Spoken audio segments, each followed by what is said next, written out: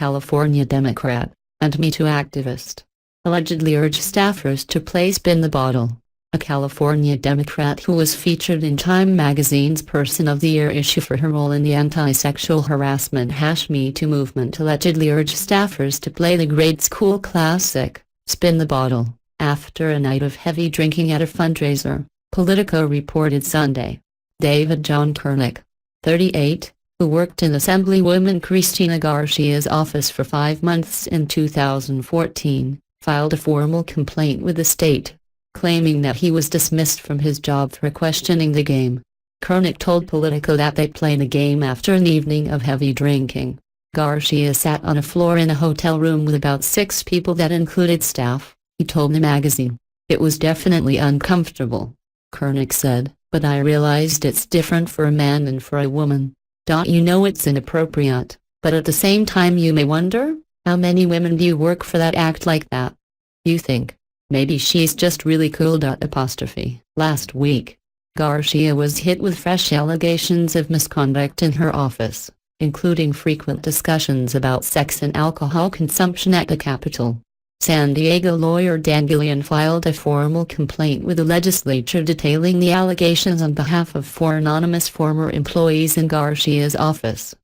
He said they will cooperate with an investigation but do not want their names to be public at this time for fear of retribution. The complainants allege that Garcia regularly talked about her sexual activity, including with other members, in front of staff. They also allege Garcia drank alcohol while doing official assembly business and pressured staff to join her in drinking at the office or at bars.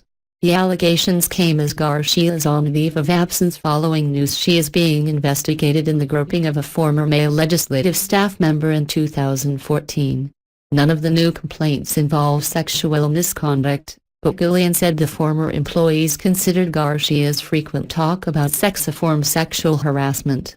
My clients will vigorously defend what they have said, but I will insist that the Assembly takes serious steps to ensure their protection against reprisal, Gillian said in a letter he delivered to the Assembly Rules Committee after a press conference on the Capitol steps.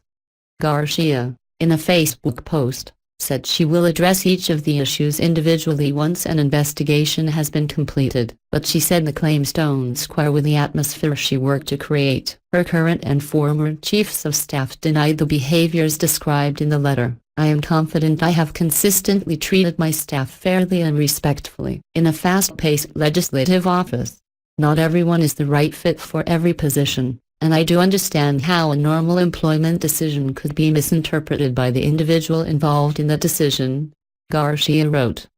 Garcia took a leave of absence Friday after news broke that Daniel Fierro, a former staffer in another office, alleged she rubbed his back, grabbed his buttocks and tried to grab his groin at a legislative softball game in 2014. She denies the claims.